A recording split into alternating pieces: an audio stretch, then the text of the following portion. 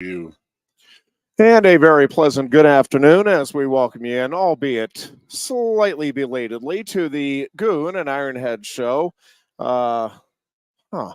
This place is vaguely. Oh, I know what it is. Goon. We used to do a radio show in a place just like this, Quaker Steak Lube. New year, new me. Back in the day. New year, buddy. New yes, me. Indeed. We are happy to be back at our usual home, Quaker Steak Lube, after illness and various technical issues kept us away for a few weeks. We are thrilled to be back here at the Lube. A great place to come on down, enjoy a great meal, enjoy the great sports action. We've got NFL playoff action, of course, starting Saturday afternoon and running right through Monday night. And we're in the throes of college basketball season. You've got, of course, NBA, NHL action, all of that good stuff, all available for your viewing right here at Quaker Steak and Lube in beautiful State College. I know the Eagles play Monday night. I get it. Yeah. Have they done this in the past? The Eagles? Night? Yeah, I don't know. Not the think. Eagles, not the Eagles. I mean, the Monday night game for a playoff. Yeah, do you remember? Yeah, no, they start Saturday afternoon this year, and then it'll run through the Monday night game with the Philadelphia slight favorite over the Buccaneers in Tampa, which is interesting. That game is going to be a really interesting one to see how it shakes out as the weekend finishes up. Lots to get to today. We probably, I don't even know the 2 hours. We'll get to everything I'd love to get into. But I want to start with college basketball, the game last night, and just a question. I am the guy who is consistently asking about instant replay and why it is how it is used, why it is used the way it is. I go back to that lacrosse game last year where Penn State, no, we can't review and see whether or not the foot was inside the circle. And it's like, well, why in the world would you not be able to do that? You have the technology. It is a key play. It is a key element. Why would you not go back and look at that? Well, no, that's not one of the plays that's reviewable. That Penn State game last night, can you explain to me which one? And I get that. Listen, you can't review everything, which truthfully is why I'm out on my own on this. I get it. 99.9% of the country, like Ironhead. My God, of course, we were going to use the technology. We have the chance to get it right. Why would you just let an errant call stand? And yes, even I would agree we can't go back and review every aspect of every play, and that is not realistic. But a lane violation is not something that you can review with instant replay. That seems like we do it. Was the ball? Did somebody graze the ball with their friend? And we slow it down and we look and, I can't tell if that ball just grazed. And, ultimately we can't tell anyway, so we let the call stand. Or, it looks like the ball just very slightly glances off another direction. Okay, fine. We can't use it for a lane violation when replay, you go back and look, and it's not close. There was no lane violation. Why you are calling a lane violation when there is no lane violation? And listen, that ball got to the front of the rim so quickly, there was no way you would have had to have stepped over before you let go of the ball in order for there to be a lane violation with as much. And by the way, it was an amazingly executed play by Penn State. Now, no way to know whether or not ultimately Penn State wins that game if the call goes the way it should. I'm not even contending that. My focus is on why in the world, in an age where Ironhead, we got to get it right. You got to use instant replay because, my God, you can't let a bad call stand. We have the technology. You just let a bad call stand, and you have the technology. Can somebody explain that one to me? Why is a lane violation not something that is reviewable in college hoops. Well, That seems, well, what's the right word? Oh, stupid. Yep. And then the ball going off of the guy's knee, and then the other referee overrode it. Like, dude, you have instant replay. It was clearly off of a Northwestern guy. Should have been Penn State ball. The lane violation, I think it just happened too quick for the referee. And I have to ask, were you there or were you watching on TV? Watching on TV. Okay, so they made a point of it. Like, oh, my, I don't know who the color guy announcer was, but he was like, that's definitely a formed play, because I'd never seen it like that. That was a great play. Throw it up there as hard as you can, and then it kicked right to where their guy was. You've got to hit the front of the rim. Oh, there's no doubt about it. That's really hard to do. Hit the front of the rim and then kick it out to where your guy was, and they would have had a shot with 5 seconds to go. Yep. But yeah, and then to say, oh, they don't. I mean, I was under the impression that they don't have the technology to do that at by short seconds. Come on, they do. It's not totally, but they can't review that, but they'll review all this other stuff, and it's just like, what is going on here? Like, there's something that was there was 2 huge plays at that side of the court that in the last 10 minutes of that game that were huge. Penn State needed the ball both of those times, and they got it. They should have had it both times, and they both went against it. And there's no instant replay, not even an attempt to instant replay. Now, Penn State, I will say, is at home, I think, going to be in most of the games this season. I thought the effort was good last night. That is 2 games in a row. I mean, Ace Baldwin's been good all season, but these last 2 games, that dude has been the man in terms of just playing a great all-around game. Tied a Penn State record, by the way, for a single game with 8 steals in the loss to Northwestern last night.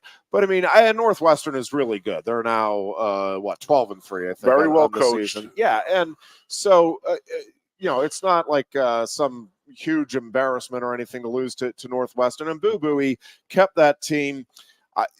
There were some opportunities there, it felt like, for Penn State to kind of put the game away. They had some really good looks at the threes, and then in the second half, they just weren't falling. They were red hot in the first half and about as ice cold as you could be in the second half. And it wasn't like there were a couple of shots that you'd probably like to have back. But I mean, a lot of them were good open looks. Like it wasn't shots where you're like, oh no, it was like, oh man, nice. Oh dang, it didn't go in. And so a tough loss. I do think Northwestern is a really good, resilient team. Their experience showed. You could see it when it was in that. It kept going from 8 to 10 for, it seemed like forever. It was probably a 4 or 6 minute stretch of the game where it was right in that neighborhood, 7 to 10 point lead for Penn State. And during that whole time, I kept thinking, man, you just feel so much better if Penn State could get a run of its own and get this up to like 14, 16 point lead. Instead, it was Northwestern that made the run, then took the lead. Then Penn State did a nice job of also staying with it, coming back, regaining the lead.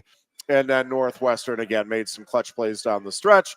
It helped by some, I wouldn't even call it poor officiating. I mean, they're tough calls. I get it. But I am just so tired of the, and I'm just speaking for myself. It exhausts me. The whole, well, we've got to get it right. It'd be stupid to have instant replay and not use it to get the calls right. And then when you have game after game after game where either the instant replay folks still get it wrong, or, well, yeah, no, it was clearly a bad call, but no, that's not one of the ones we review. Sorry about that. Well, I'm sorry. What is the point then of having review? Well, we got to get it right at least like 50% of the time in the situations that arise during a game. Really? That's what we have to do, is get it right in certain situations and certain calls, but other ones that are absolutely horrendous, which affect the game every bit as much as the other ones we're talking about. Well, no, yeah. Well, we just why? Oh, that's what we decided. We had to set parameters. Okay, but I mean, either we need to get it right or we don't give a damn. Mm-hmm. But we're right in that middle. Well, no, we've got to get it right here, and here. And yeah, if we get it blatantly wrong there, and there, that's a tough break for the team that got on the short end. For you. instant replay available to a coach to say, I want that play reviewed, or no? It's just a referee's discretion. Because we have it, because they did say that, well, if there was a discrepancy, that referees would be at the monitor right now. Well, now I know that there are places that don't. I don't know what the rule is on what is reviewable versus not reviewable. Well, different sports have it set up Correct. differently. Yeah, I mean, so like we play Division I basketball, so is every facility outfitted with the technology that the Bryce Jordan Center is? Is that where it's at? Why they can't do that? Because if you have the technology, you've seen the referees over there looking at the monitors for a decade now. And then, that between the ball going off the Northwestern's guy knee or the lane violation is complete crap. Does it always seem like, I hate being that crybaby. And I'm miserable. I'm sick. You know that. I'm freaking miserable. But I just constantly feel like Penn State basketball was always on the wrong end of that stuff. Like they still don't I don't get know. calls. Penn State got some good calls. Got some bad calls that went Penn State's way last night. Collins did earlier in the game a textbook version of how to work a referee when he got that technical in the first half because of the foul discrepancy and the foul shooting. And then look at by the end of the game, and it all caught up, and everything had been, evened out with the amount of fouls and the amount of foul shots. It's amazing how that works, doesn't it? It's like in the NHL when the referees, they got to make up. You got some makeup calls coming. What do you mean? No, you got to call the game the same way the whole time. But sure as heck, at the end of that game, there's always 7 penalties to 6 penalties, where it was a 7-1 at one point. It's just, again, I don't want to be the crybaby, but it always feels like Penn State basketball is on the butt end of losing all the time on those type of things. Penn State will travel to Purdue on Saturday. Very tall order there. That's going to be an ornery Boilermakers team coming off the loss to Nebraska. And Penn State did not exactly fare well in its last road outing. So we'll see what happens. Again, I think that would have been a really good win for Penn State to get. And you knew it was going to be tough.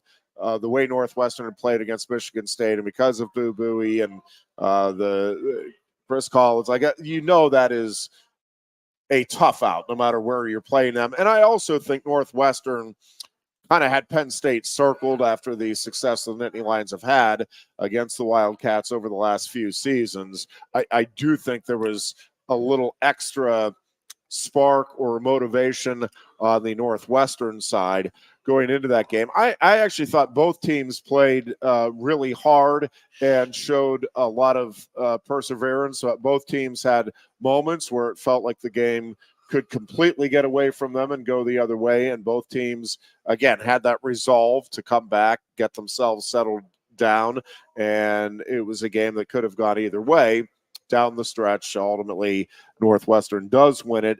And now the problem for Penn State is now you're sitting at 2-3 in the conference. And again, you have, I'm not going to call it an unwinnable game, but it would be a shocker if Penn State goes to West Lafayette and knocks off Purdue, especially with Purdue coming off a loss. Like, this feels like a game that is ripe for a 20, 30-point margin when it's said and done, with Penn State on the short end of the stick. And again, when you have a winnable game at home and you lose that, and then if what I'm suspecting is going to happen Saturday does happen, that's where a real slide can start. Now, all of that being said, I am impressed with the way this team is learning from game to game, making adjustments, and hustling. The hustle was there last night. The last couple of games have been, in that regard, have been really impressive. And what it is largely coming down to is, does the ball get through the net or not for Penn State? When it does, and again, Penn State has good shooters, but they have gone in a couple of key instances now just ice cold. And it's not because they're rushing shots. It's not because they're just forcing up wildly bad shot. Like, it is, they're getting the looks that you would want them to get, and the ball is just not falling in a couple of these key moments in these key games. And the opportunity was there last night. And it was 1,000,000%. that really did feel to me going in, and even throughout, even when Penn State was up by 10, I'm like, oh, this is going to be a game that's going to come down to the wire and Oh, go really? either way. And it felt like it was a game that, again, if Penn State could get, would be a huge boost to just the outlook for the rest of the season. Again, obviously, I hope the team is not seeding the contest on Saturday, but as a fan or somebody following and covering the team, it's like, yeah, that Purdue, I'm chalking that up as an L. This was a game that would have been a big, big W, because then even with a loss at Purdue, you're at 500. You're holding serve at home, all of the things that you want to do. I know it's just one loss, and I know it's still early in the overall scheme of things. Nice. It just feels like a really big loss, and maybe even more so. It's just that you were denied, I think, what would have been a really big win, even more than the fact that you lost. Is that just would have been a good feel-good win to get under your belt at home and try to build some momentum. A monster win it would have been versus Northwestern, and especially with Northwestern coming off, the Michigan State. We've always played. I mean, the last couple of years we played Northwestern rather well. Upset them a couple of times in the last few years, but again, it was there to have, and it was just like, now this is the third straight, coach, where it's sort of the same thing going on again and again. It's just like you have the opportunity, and they're just the shots aren't going down, and it's like, damn.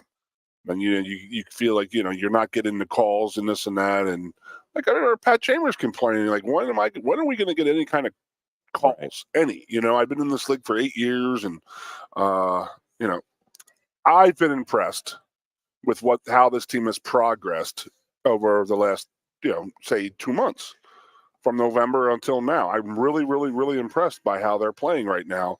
These are guys who never played together before, and they got grouped in with Rhodesy, bought them all in, and here we are, and they're playing well. Again, we're in that game last night. Should have won it. I had it. I remember. I mean, I know you said you suspected it was going to come down to the last second. I just had that feeling like we were going to run away with it. I did, and then once it went away, I was like, "Oh, we're not coming back, man." I never got the feeling Penn State was running away with it. At the one point when they were doing that, they announced that Penn State is hitting 55% of their shots. And I'm like, well, there's a reason why we're up 10 points right now. It'd be that way. Yeah, but Northwestern, they just kept answering. Well, they were shooting 52%. Yeah, so. You just never. I never got the sense that Penn State was about to put the game away. It felt like there were opportunities, but they just never got to that point. That 10-point margin just never really felt like a comfortable 10-point margin to me.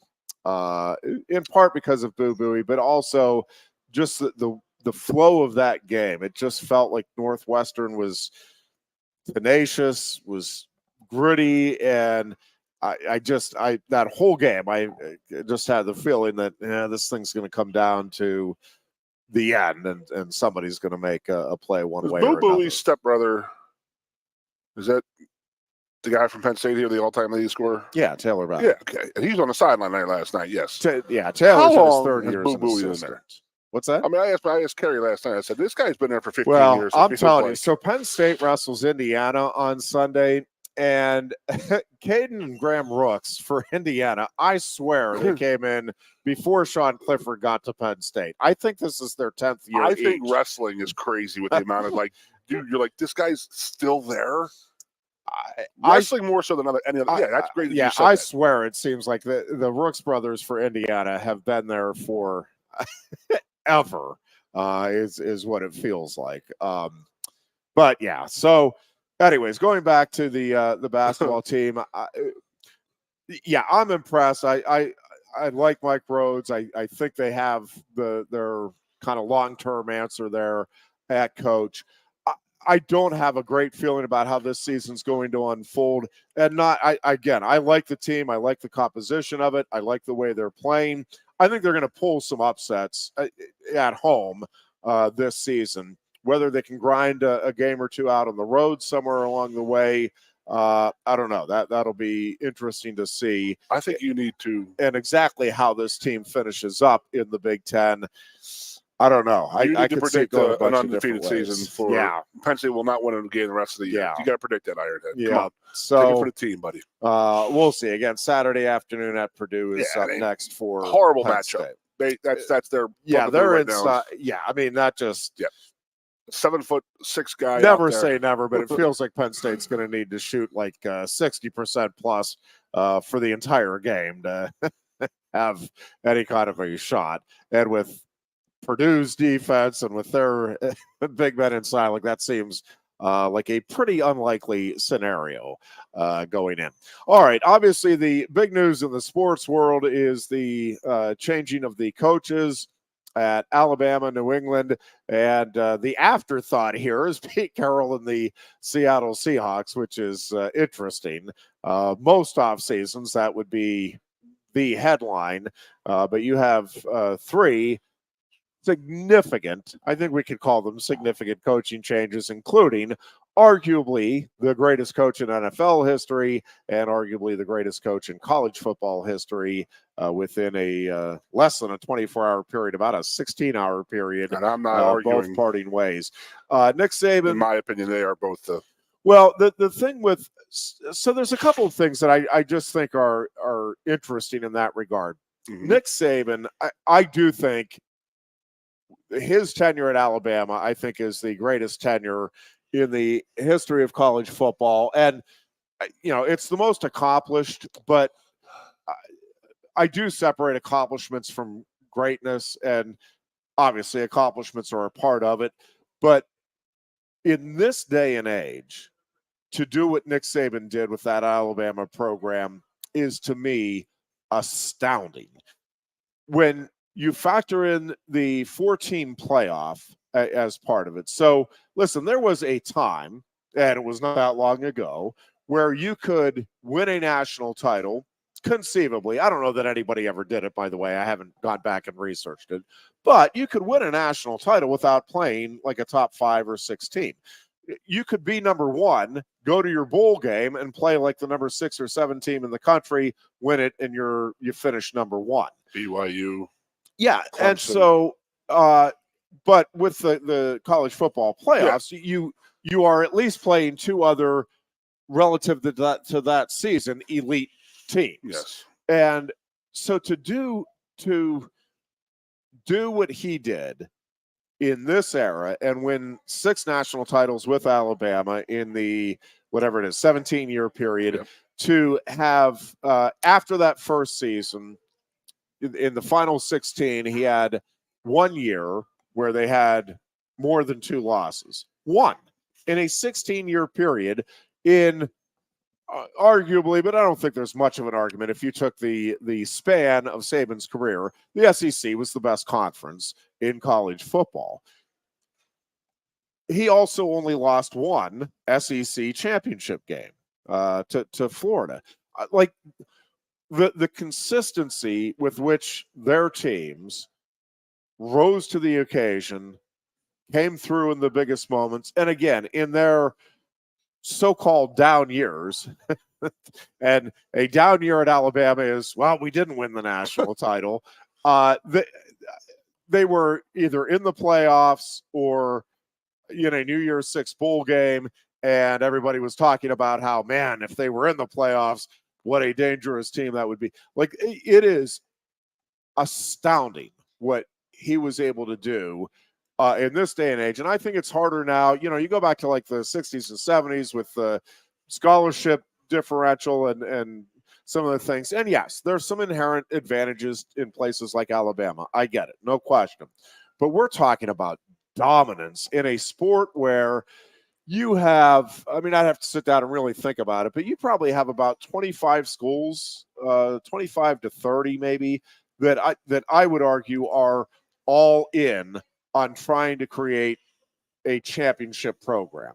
I'm not saying they all have the exact same resources as Alabama, but they are big money programs going after big money coaches, trying to get big time recruits and the whole bit. Like it is an arms race, and it's not just the 4 or 5 teams that have been consistently at the top. There are a bunch of programs trying really hard to get there. And I think across the board, the coaching is as good as it's been. I think the difference between the 5-star recruits and the 4-star recruits is lessening because of all of the opportunities that these kids now have with their development when they're coming up through the high school ranks. So, yeah, Alabama is getting great recruits every year. No question about it. But so is Ohio State. These days, so is Georgia. Clemson for a long while there was doing the same thing. Oklahoma. And over the course of the years there, USC, Michigan, other SEC teams, LSU, obviously, Florida. So to just consistently be where he was, and listen, and I don't think it's insignificant, Goon. The other thing I will throw in is that I think they did it the right way. You have not heard the Nick Saban cheating scandals as you have at some other schools. I can't really think of any off the top of my head. Oh, maybe what's that? Michigan, Michigan team, and Jim Harbaugh. And Saban at least comes across. I mean, I'm obviously not inside the program, but you listen to the stories of his former players, and they're pretty reminiscent of the stories that you and other Joe Paterno players will tell about Paterno, in that, yeah, it was, man, I'm going to make you a better person and a better player. And you might not like it when you're going through it, but as you get on with your life, you're like, oh, man, I really appreciate the lessons that coach taught me. That is what Nick Saban did. It was a very structured program. Yep. It was you need to be in class. You need to do community work. You need to be a good person. And yeah, you need to work your tail off and hustle and do all the things we're asking you to do on the football field. And much like Joe Paterno and James Franklin, I mean, Nick Saban was not, hey, I promise you come here, we'll make you a star in the NFL. You'll be our starter for the next 4 years. That is not the way Nick Saban operated. No, I mean, he created men. He had a foundation there where he was creating good people, good human beings. And you're right, there are not many people who actually come out and talk anything against him. A couple things I want to mention about Saban is that he really, really, really helped out a lot of coaches by hiring them back into the college ranks. One, Bill O'Brien, I guess sort of shamed by the Houston firing type of thing. And then, where was he going to go? Was he going to go back to a college? No, he's going to go there. Steve Sarkisian is exhibit 1A in that regard. Guy goes through, a lot of issues at USC and Washington and, fails. He failed. He crapped out, had to go to rehab for alcohol, and, comes back, and who's going to hire him? What university can hire a guy like that and be no questions asked? Alabama's the only one that could do that. And Mike Loxley at Maryland, he was sort of disgraced when he left New Mexico State when he punched one of his assistant coaches and broke his jaw. So there's 3 guys that their careers are rectified by it, and that's not the only 3. There's many there. Yeah. And I don't want to go down this road, but I often said that some of the coaches at Penn State with the red hair, the only place he could have gone back to college coach would have been at Alabama, because no one would say to Saban, "What are you doing?" No one would, say, "Well, why are you doing that?" And this and that. And Saban's going to say, "Because he's a good coach." Bottom line, and I'm here to win games, and this is what we're going to do. Yeah. So my biggest thing, and then obviously I've always had a lot of respect for Alabama. I've always loved Alabama. They're my number 2 team. Is that watch any video of Nick Saban? He's always coaching. Always. Yeah. He's not just sitting there watching practice, yelling and screaming. He's in there coaching, talking to kids, getting with them, talking to them, showing them, hey, put your hand here, put your hand here. He at the heart, the base of it, yeah, he was the face of college football for 2-3 decades, but he was also a great coach, and that's what he always was. Yeah, and I think in that regard, he really is reminiscent to me of Joe I Paterno in agree. terms of the way he approached it. And it was always, I suspect that very rarely did Nick Saban, if ever, go into the locker room talking about, we need to win this game. It was, you need to block better. You need to hit the hole harder. You need to make the reads better, right? Like it is about progress and the pursuit of excellence, right? And that is, and then the winning is the byproduct of that. But Exactly. it is demanding that you do everything that is within your power to make yourself and your team the best that you and it can be. And then again, you let the results play out the way you did. And the other thing I really did respect about Saban is when Alabama lost, man, he was very gracious, very consistently in giving the other team and coach credit that, man, you know what? They got us today. They did a better job. What I'll never forget is in 2010 and 2011, I'm not crying, but in 2010 and 2011, he could have hung 100 on Penn State. Both of those games. Yep. Easily could have gone out there. Yes. And completely embarrassed the old man to the point where it's like, hey, Joe, you got to go. He would never in a billion years do something like that. He wouldn't do it to Joe Paterno. He wouldn't do it to his worst enemy, in my opinion.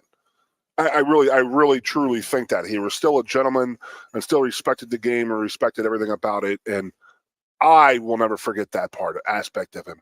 And you don't hear, yes, you hear he's a tough guy to play for, and he's got no personality and this and that, yada, yada, yada.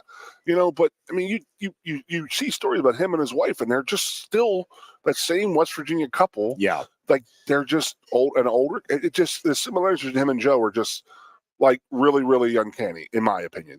But like I said, I go back to 2010 and 11 and look at those two games, and I saw your face. Yeah. He easily could have put 100 points on Penn State in 2010 down there. Yeah. And in 2011, they could have got 75 points on Penn State that game. That's how I feel. And he would not do that. He had respect for Joe and respect for the game. So it's a bad day, but in a crazy world, Jeff. I mean, I know we're going to go to break here soon.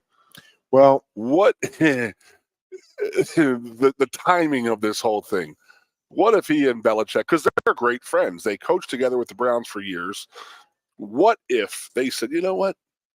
Let's take over the Washington Commanders. Let's take over the San Diego Chargers. Let's take over the Seattle Seahawks. Let this you and I go out there one more time and see what we could do. Yeah, I think Belichick has the fire burning. I think Nick Saban is done. And are we going to break? But we okay, because I want to say, look at where we're at in college football right now. These guys are running. I mean, you got Kirby Smart interviewing for the Atlanta Falcons job. DeBoer up in Washington interviewing for the Seattle job. I know it's probably about money and they're trying to do this or do that, but they're running away. I mean, you just lost Nick Saban, the greatest football coach in the history of your game. And you can't tell me that has nothing to do with the way college football is right now. Even Deion Sanders said, I hope the NCAA has their eyes open. Like, this is not how it's supposed to be. This is not how it's supposed to be run, and how it's being run right now is bad for the game. Well, bad. One of the many takeaways is that Joe Paterno's 409 is definitively safe. There is, there's just not going to be anybody. Goon, I can't imagine in the world that exists now. Now, as you said, it is going to change again here very quickly. Now, how it changes and what all is involved there, obviously, will be fascinating to watch and will determine a large part of what coaches look like in the future. But if it stays the same, and again, I understand it's not going to stay the same, but in this current environment, there is no way, I don't think any coach could last more than 20 years. Certainly not at one program, but even just in general. I get that there's a lot of money and there's a lot of prestige and all of that comes with it. But when you look at everything you are now having to manage, negotiate, and listen, coaches have always been like, it is a different life. And in many ways, it's not a life. Like, coaching is your life. If you are going to be succeeding at the highest levels. That is what you are doing darn near 24/7, 365. Slight exaggeration there, but I mean slight. No, you're right. When you look at, and again, to some degree, that has always been there. And Joe Paterno and others have, it is a tough way to make a living relying on the judgment and decisions of 18 to normally, these days, 30-year-old men with COVID, but normally 18 to 23-year-old young men. That is a tough way for anybody to make their living, no matter how good of a living it is. But when you, so just with that, I don't think people are going to stay in it long enough to get anywhere near it. Correct. I think with the competitive world that we're in, again, what Nick Saban did is just astounding to me. And that, again, was a 17-year period. That is a long period, but not 40 plus years, right? And I get he coached longer than that. But I'm saying at Alabama, and he just had enough. I think a big part of his decision to retire now. Yes. And listen, it's a reasonable age. He has his health and all of that. I think that's all good. I think all of that factors in. But yeah, the reason he's retiring, my opinion, NLI, transfer portal, the tampering. Well, but also I think it is the world of entitlement that now comes with college athletics. And he did a great job of removing that world at Alabama. Yeah. But I think, and I think James Franklin does a great job of keeping it out to whatever degree you can at Penn State, but you can't keep it out altogether. There are, and it's not just the kids, it's the parents. What are you going to do for my kid? What are you going to do for my family? And again, there's been some of that always in college athletics, but it has just ramped up so significantly in the last 5 years or so that, I just don't think it was fun for Nick Saban. I think he loves the coaching part of it. I think if it was just the coaching part of it, he'd probably still be doing it. I completely agree with you 1,000,000% on that one. Remember, you think the parents were involved back when I was playing? Involved in terms of not like calling the coaches? Yeah, because I remember coming back here in 2001 and I had dinner with Al Golden. And I sat there with Al and I was sitting there and he's like, so what's it like coach Division III football? And I was like, the problem I have is that you got mom and dad calling you and this and that because they have your direct line. And he looked at me and he said to me, he goes, I got parents calling Joe Paterno right now.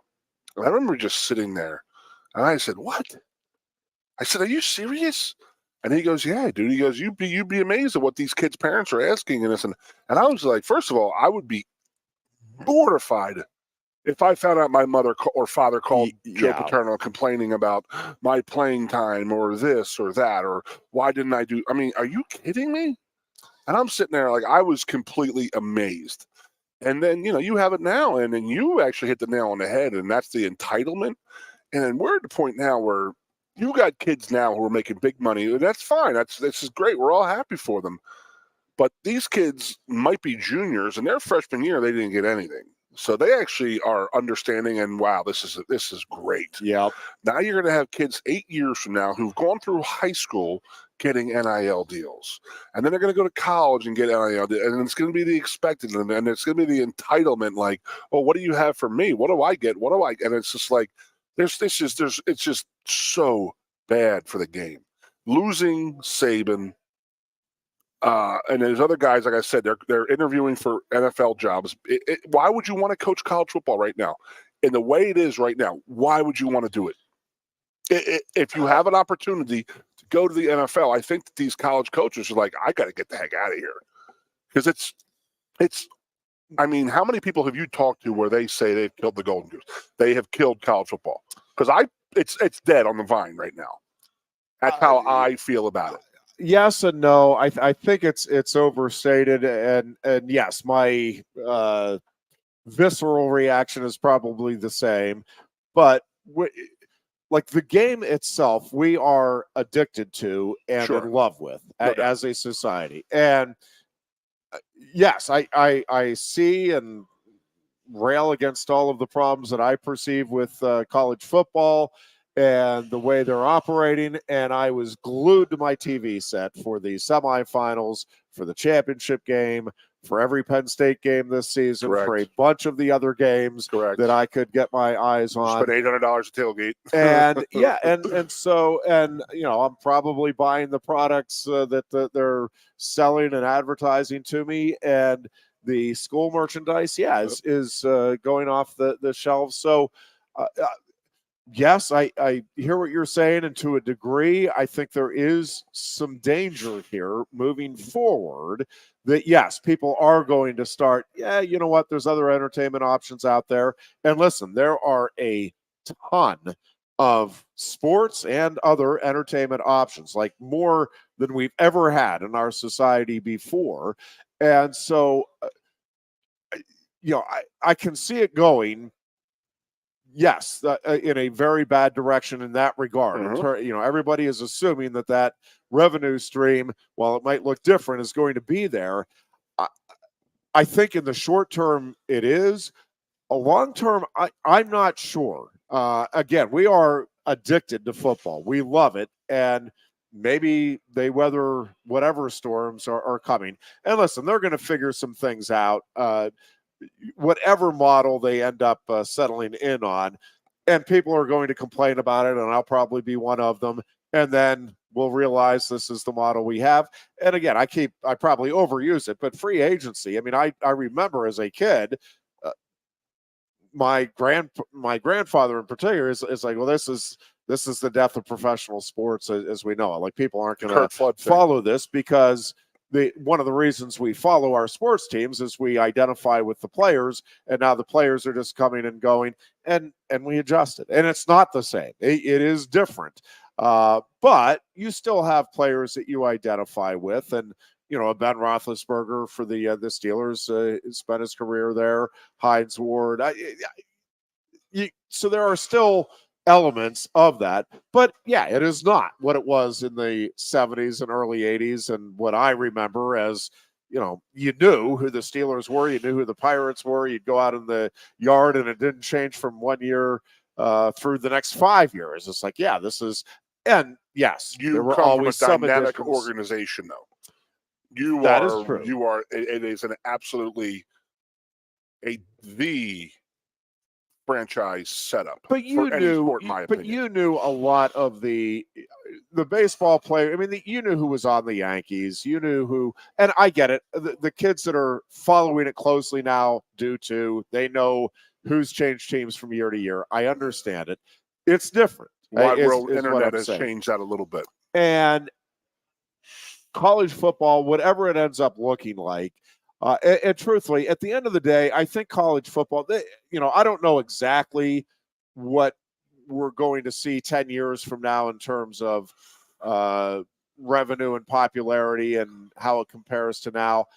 My guess is that it's still going to be okay. What I'm really curious to see now is what the model looks like for college athletics as a whole, outside of football and basketball. How does this thing get handled? How does it get managed?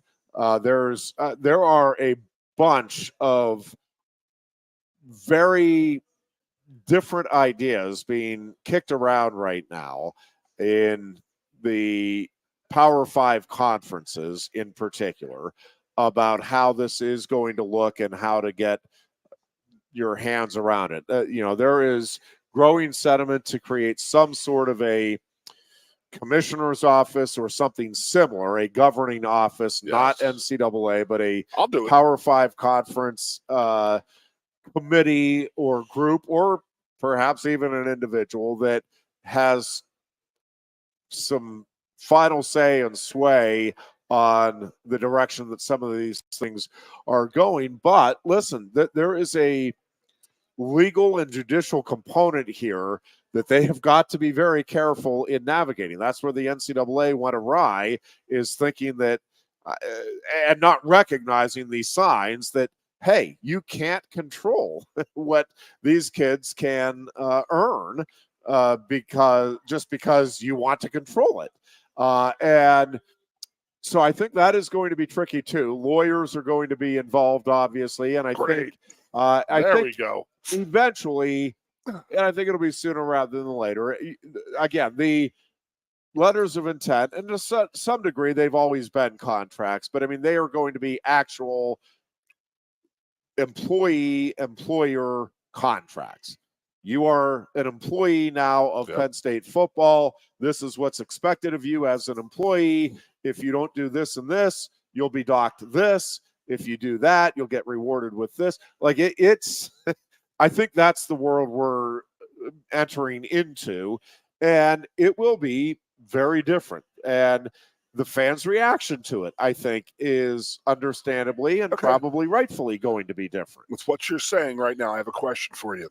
Not a question, just a scenario here. And that is, okay, we will use Timberland Federal Credit Union. That's our newest sponsor. Okay. Yep. Now, if they want an NIL deal, they can sign a player individually. That's who the contract is with. It's no longer, it's not with through Penn State, it's not with anybody else. It's through the collective, AKA, and the player. Now, are we going to get to the point where, okay, well, Timberland wants to continue this relationship, but, you know, now the universities and NCAA are paying the players. So now does a sponsorship money go to the university and to the NCAA into the players' pockets? Well, this is where it's going to be contractual. So my guess is no. It's going to still go to the players, that even as employees. But again, you could write it into the contract that, listen, part of this is, and who knows? I mean, I don't pretend to have any idea how this is actually going to play out, but maybe it is. Yeah, if you sign a contract promoting something with because you are a Penn State football player, the university gets 10% of those proceeds. And I'm completely making up the numbers and how this works. But again, I think all of this stuff is going to be written down and spelled out. And I don't think it's going to be a standard contract where everybody is signing the exact same deal, right? Like it's going to be, all right, you're the superstar coming in. You need to play for 3 years here and go to class, whatever it may be. I mean, these are the stipulations in order for you to get all of the money that you do multi-year contract. Yes. Okay. That is my guess as to what's going to happen. Now, we had a number of years ago, I think the players are going to, or whatever group it is, the players are going to get together and they are going to unionize, as Northwestern tried to do a number of years ago. So some of this stuff will be, I suspect anyway, will be uniform in terms of, all right, these are the standard contracts, but just like you have in the NFL. That's my question. So you're thinking that they're going to get revenue sharing from the universities and conferences? I don't see that there's any way around that. That's how we're going to go down that route. But you still think that the players can go out and get their individual money too? Yeah, just like they do in the NFL, NBA, all of endorsement money, you mean? Sure. Okay. So we're at the pay for play thing. That's going to stay. I don't. I just think that's what drives people away. My personal opinion. It's like I think people won't be happy about it, but I don't think in droves anyway people will not watch the games. Are you getting Peacock Friday night or Saturday night? You said you have it though, right? I think we do. But if you don't have it, will you pay for it? Me, no. Well, I don't know, because the Mad Turtle is into the Dolphins, although. Truthfully, kids love the Dolphins. Well, but half the time they're on, even when we get him, like he starts then getting involved with something else, a project. So I probably no to answer your question. I don't think, and we have some other things going on with family and stuff Saturday night, but I think we do get it. So I'll probably at least have it on. I'm just trying to measure your fandom type of thing. Yeah, I would not. I mean, if it was the Steelers, again, I would not be happy about it. But if we didn't have it and it was the Steelers, I'm probably doing it. I'm griping and I'm punching myself over doing it. But Yeah, again, I'm addicted, if you want to call it that. I need my Steelers, and certainly in the playoffs. Now, ironically enough, I'm not going to see the Steelers anyway, as it turns out on Sunday because of the timing of it. And oddly enough, it's going to go head to head with Penn State You need me wrestling at to 1 o'clock step in on for you? Sunday. No, I'm looking forward to Come this on, man. Big Ten And he gets in opener. there and he's really gripping him and he's flipping him. He's got him. Oh yeah, he's got him. Yeah, he's on his back. Be interesting to see a couple of spots for Penn State here on Sunday with that dual meet. So I did read an article. Yep. It's back that there is a shot that Penn State could get the national record for most points in an NCAA tournament. But it was it Levi who got hurt? Well, I broke through it on Tuesday. Is that you? Shane Van Ness. Yeah. Oh yeah, he got hurt. It was like one of those things that was in question. But now that the 125 and one whatever guy, they're coming through pretty in droves right now. Yeah, it's interesting. I have somewhere, although I couldn't find it readily. I was actually going to bring it into the station yesterday for the Ironhead on Sports show, but I went through a little bit yesterday on that show. There is definitely a path there for Penn State to get there. Just to quickly recap for those that didn't hear it yesterday. So Iowa, in the record-setting year of 1997, Gable's final year, they get 170 points, most points at the NCAA tournament. But they did it. They had 6 in the finals, 5 that won championships, 8 All-Americans, and all 10 wrestlers won 3 bouts. But again, 8 All-Americans. So you had 2 wrestlers that weren't All-Americans. So when you look at this Penn State team, as currently comprised, Shane Van Ness out, presumably Tyler Kasak in, although I still think David Evans is a viable option there, and we'll see how that kind of plays out. I do think Braden Davis is pretty definitively your 25-pounder moving forward. But let's just presume for the moment that it is Kasak at 49. Penn State has 10 bona fide All-American candidates. Doesn't mean they have 10 guys that, yep, you lock it in, they're going to be All-Americans. But they all 10 of those guys, right, at least as we sit here right now, it feels like they would have a realistic path to All-American honors. Some a little tougher than others, but like it's not some crazy pie in the sky notion that all 10 of those guys could end up on the podium. Again, to match what Iowa did, you need bonus points, and somewhere I have all that written down. It was also not a crazy, I want to say it was 6 or 7 pins, which is a high number of pins. I don't want to make that sound like it's not a significant number at the NCAA tournament, but it's not unheard of. And when you look at this Penn State lineup, yeah, I think Penn State could match the bonus point totals as you go through that tournament. And I would probably almost expect Penn State to do that when you look at the falls, technical falls, major decisions that Iowa accumulated that season. Now you have 4 guys ranked number 1. So obviously all 4 of those guys would have a chance to win national titles, certainly get to the finals. You have another wrestler ranked number 2 in Bo Bartlett. So yeah, it's not crazy to think Penn State could have those 5 in the finals. And then Bernie Truax right now is ranked, I think is he 4th or 5th, whatever it is this week. But I mean, he is 3-time 4th place finisher. Not crazy to think that he could get to the finals anyway. Again, none of that is a given. I understand it. And Mitchell Messenbrink is in a loaded weight class at 165, but Mitchell Messenbrink is really good. And again, I don't think it is a crazy notion, out of this world, forget about it, no chance that Mitchell Messenbrink could get to the finals or even win the whole thing. Again, I'm not predicting any of that, just so we're clear. But I'm saying if you go through weight by weight, yeah, Penn State probably has 7 guys that it's like, yeah, there's a path there to a national title. Aaron Nagao is probably on the cusp too. Like, I don't think it would be, as we sit here today, outrageously shocking if Nagao got to the finals or even won the whole thing.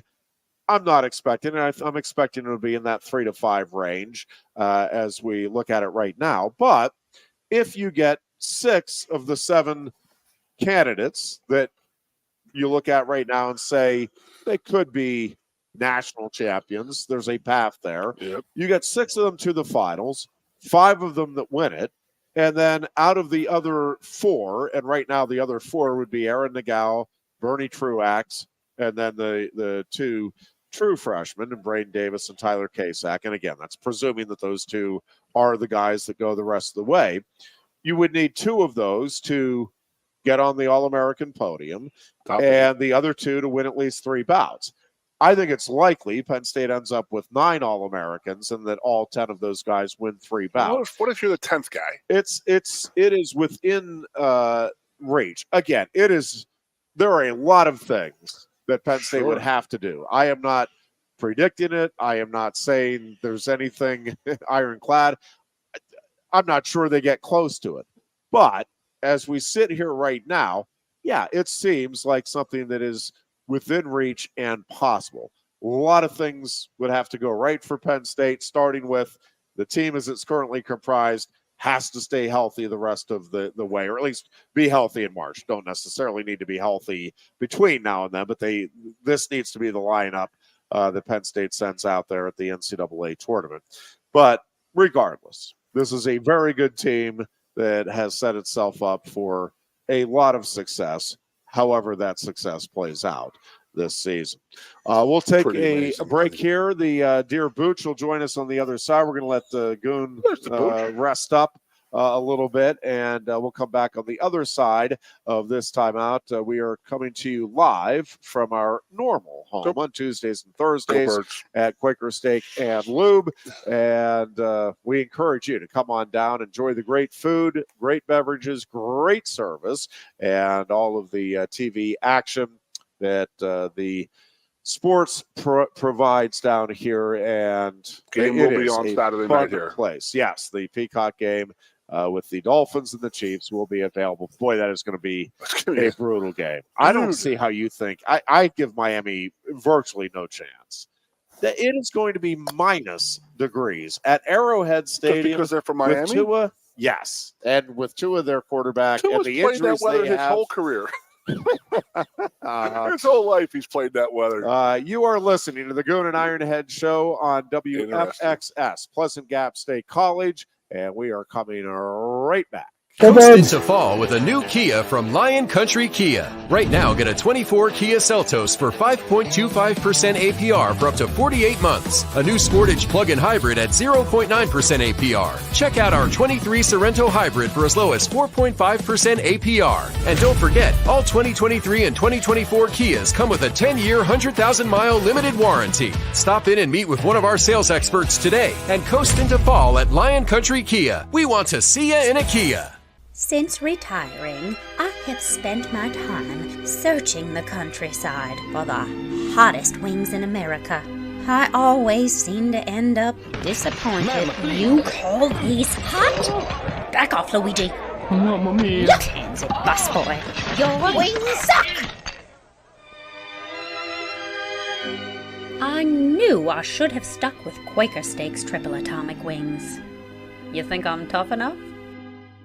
The Center Hall Farm Store has been serving Center County and beyond for well over a half century. A small family business, the Center Hall Farm Store specializes in animal nutrition and manufactures its feed fresh using local ingredients. Get the best in horse, cow, pig, chicken, and bird feeds. If you're not already a customer, stop in and see why so many of your neighbors are. The Center Hall Farm Store at 110 West Allison Street in Center Hall, or call us at 814-364-1393.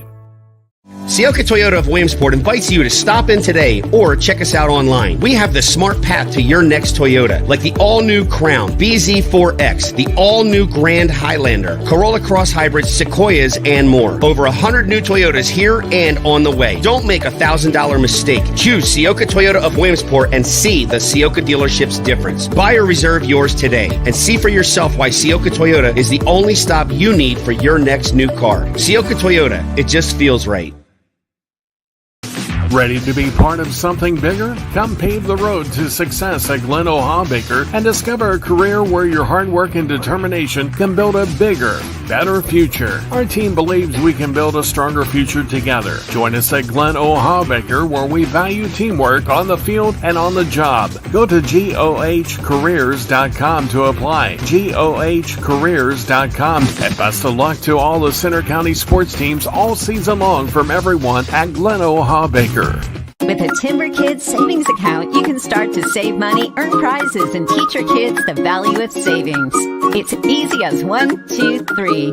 Building futures is what we do at TFCU. You really need to belong to a credit union. You belong at TFCU, Timberland Federal Credit Union, a credit union you can grow with. The Goon and Ironhead. And we welcome you back in here on this Thursday afternoon. It's all relative, but it's a nice Thursday here. I should probably get back into the more middle of the screen here as Chris Buchanani joins us via the Zoom link or something similar on this Thursday. Lots to get into as I finish up a text. Sorry. We gotta get this sponsored. Ironhead, yes. We're like the Quaker Steak and Lube hotline. Chris Buchanani joining us via the Quaker Steak and Lube hotline. That's what it is right now.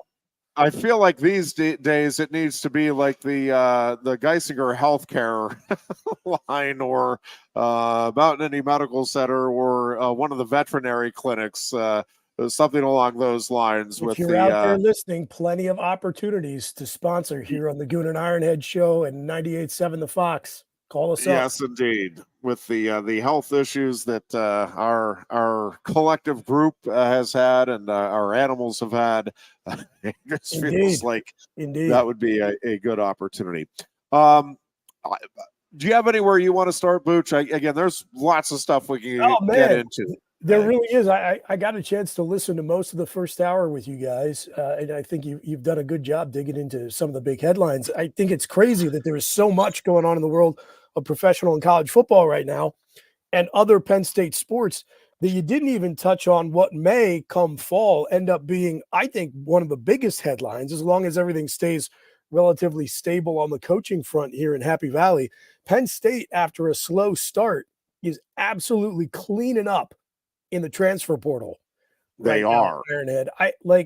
I was just talking with somebody earlier today about the Peach Bowl and how already it feels like the result of that game is so far in the rearview mirror because of the nice jolt of good news we have gotten with not just an infusion of talent, but talent, Ironhead, at key positions that were exposed as being tragically lacking in that Peach Bowl. And so in the immediate aftermath of the game, it felt like perhaps the headline of the offseason was going to be wailing and gnashing of teeth over lack of depth in the defensive secondary, continued struggles of the receiver core, concern about depth on the offensive line, and the same for the linebacking core.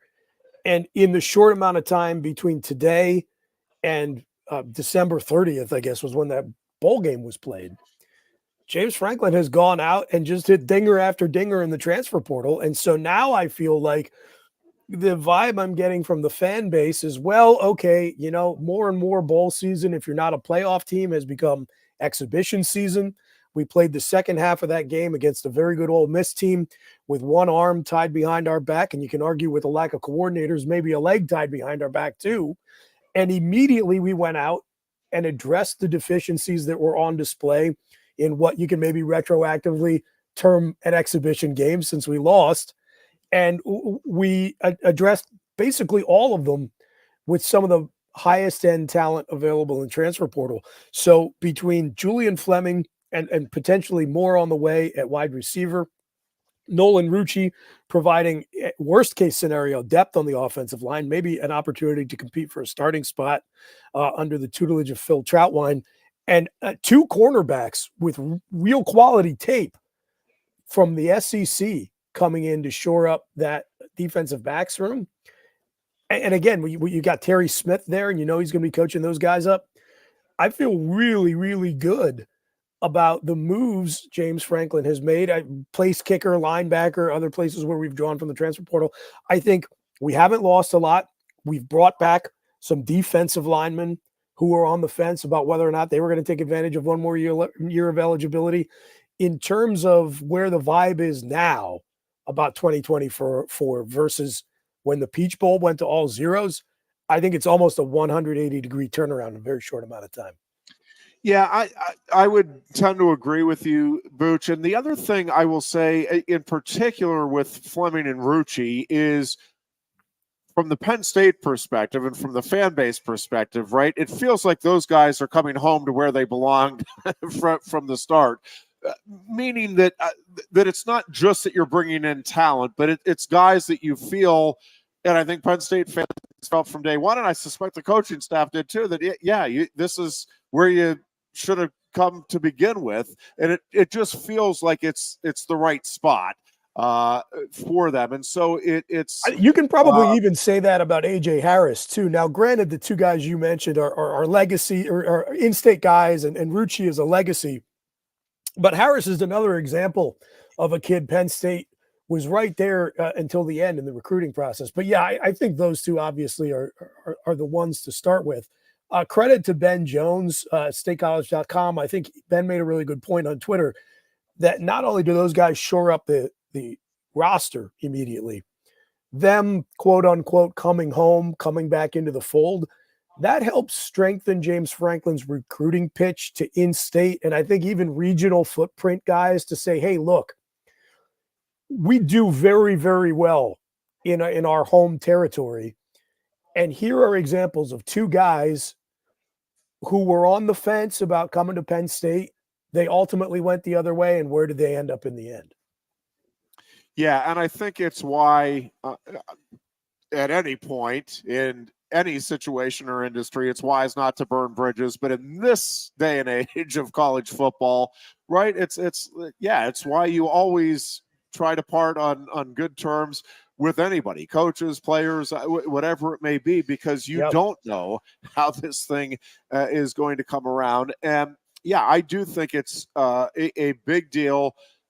Yes, for next year's team, but also for that culture that I think is important here at Penn State.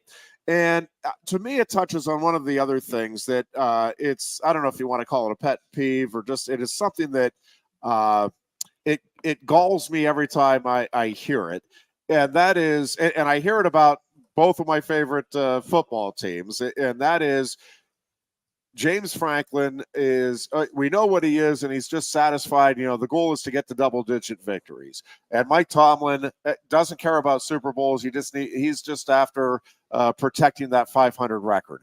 Have you ever heard James Franklin say, man, we go into this season really hoping we can get to that 10-win mark again? Have you ever heard Mike Tomlin, either before or after the season, say, yep, man, it's a bummer we didn't win the Super Bowl, but man, we kept that 500 record thing going. That's a big deal.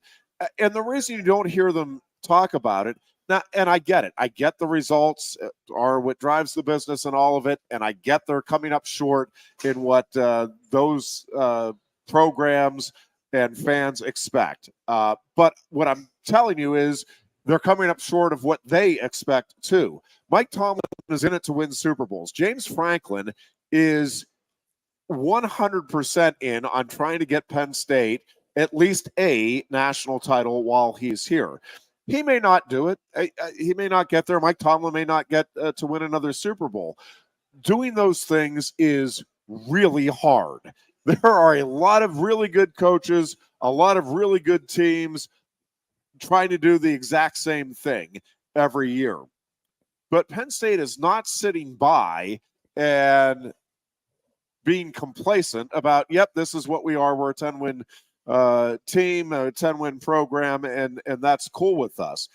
They are constantly looking to improve, trying to take that next step. I think James Franklin really thought, I think the majority of Penn State fans thought this past year was that year where that step was going to be made. I think there is a chance. I'm not as confident about it going into next season, but I think there's a chance that it could happen next year. And guess what? If it doesn't, I think there's a chance it could happen the following year. There are so many moving parts anymore in college football, between the transfer portal, between the NIL, between injuries. And listen, guys that develop and progress, and guys that, for whatever reason, and it's not always a lack of work ethic or they get caught up in the money that's out there now. Sometimes it just, you do everything right and it just doesn't pan out. You don't make the progress that we're expecting. And listen, a big part of next season, Booch, right now, with the way this roster is shaping up, is Drew Aller and or the quarterback spot and what Penn State gets from it next year. And I think it'll be good. I think they're going to use both those quarterbacks, and I think Aller will take another step forward under Andy Kotelnicki's tutelage. But we got to wait and see how that plays out. But if that happens, and if they do use Pergola more the way they did at the end of the season, and they get him in some short yardage situations and put pressure on opposing defenses, it feels like, this team next year could do something special. I get it. At some point, you've got to start winning those big games and doing so on a consistent basis. But I don't subscribe to, well, they haven't done it to this point, so it's not going to happen. We just have too many examples out there of guys that it took longer than they were hoping. But, man, once they crashed through the gate, the party started up in a big, big way. Yeah, I think those are all very good points. And about the offense in particular, I would also note that I think a big part of the offensive success, above and beyond the obvious, that Drew Aller is going to have to play better, particularly in bigger games, and you're going to need more production out of the wide receiver spot to help him out. We feel great about the tight end position in terms of the receiving game. But the run game is going to have to continue to look like it did down the stretch for Penn State. And we know we've got the horses in the backfield to do that. A lot of that is going to come down to the offensive line. And it's going to be about the offensive play caller. It's going to be about Andy Kotelnicki and his feel for how to call the game. When you think about the success Nicholas Singleton was having against Ohio State and the decision to go completely away from the run, I thought that was one of the major factors in Penn State losing what, even though it didn't feel like it, really was for most of the afternoon a very close game. So I think those two things are really important. And just to expand on your point and play off the success Penn State has had reclaiming some recruiting misses via the portal. There were a lot of reasons to dislike the transfer portal, and on irrespective of whether or not it's more fair to the kids or not, just as a fan, I don't know that I love it. The idea that you got to re-recruit your entire roster, the idea that there's so much instability in terms of what the team you're rooting for is going to look like from year to year.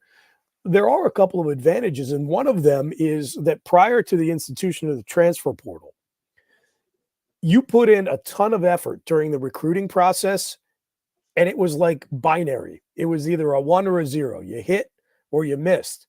Now you can see all that effort you put in, that even if you don't land an initial commitment, there may be a possibility down the road to reconnect with a guy who you already have a relationship with and who you've done your homework on. James has been very upfront about that from the start, that Penn State tries to be very selective about what they do in the portal to take care of, things like team chemistry and promises that have been made to the guys who do stick with you. And one of the ways that they do that is they look for players they're comfortable with because they have a pre-existing relationship. So Fleming, Harris, Rucci, these are all examples of guys we expect to make an impact for the 2024 team. And they're all in blue and white, in part because we put that effort in during the recruiting process, even though it didn't completely pan out. Right. And the other thing that I think NIL and the transfer portal together have brought about in college football is something we haven't seen a whole lot of in the sport, and that's parity. The fact that there was a national championship game played between Michigan and Washington, to me, is a very big deal. It hints at least the possibility that there is going to be a little bit more flattening in the sport, because just like, You saw, if you and I go back far enough, Ironhead, to remember when they went from, what was it, 102 or 103 scholarships down to 85. That had that created some more parity in the sport. I think now the ability to see some of the top talent move around. It used to be back in the day, going back to the idea of 100+ scholarships, that the biggest programs could hoard talent. You could recruit a guy and lock him up. And sometimes you would see, I think Alabama was notorious for going out and recruiting blue chip guys just so they could stash them on the bench and make sure none of their other regional competitors could get that guy on their team. Yep. Now there's less ability to do that, not just because of the scholarship restrictions, but because that guy can just leave and go somewhere else. And so, some of the things that we may have accepted as irrefutable fact, the glass ceiling limiting James Franklin or Penn State football, that may be starting to change because of the way the sport has changed right now. And I think Goon is absolutely right when he says those were all factors in why Nick Saban chose now to step away. I saw Chris Lowe, the ESPN reporter who initially broke the retirement story. He said Saban told him earlier in the season, look, it's a heck of a lot harder for me to stay up with everything I need to do right now at 72 than it was at 62. Yeah, and there's just so much more that you have to stay up on. Again, coaching has always been tough. The whole relying on the decision making of 18 to 23-year-old testosterone-driven males is a tough way to make a living to begin with. But yes, with all of the moving parts and the uncertainty, listen, the NCAA rules were always absurd and complained about it and all of that. The problem is now you don't know what the rules are. Like, the rules are very there's only one rule, Ironhead. There are no rules. Just win, baby. That is the rule. And so I completely understand why Nick Saban. It does feel like a good time for him to part ways, and but the cascading effect that is going to have is going to be interesting, because I really thought Dan Lanning was going to be the guy. That just seemed like a good fit, and I thought a good fit on a whole number of fronts. The SEC background, a young, dynamic coach. He's had success, but not like Kirby Smart doesn't make sense to me, because right now he is the program. The college football is looking to and emulating. Well, if you're Kirby Smart, if you were going to stay in college football, and I heard you guys saying, I guess he had interviewed for the Atlanta Falcons.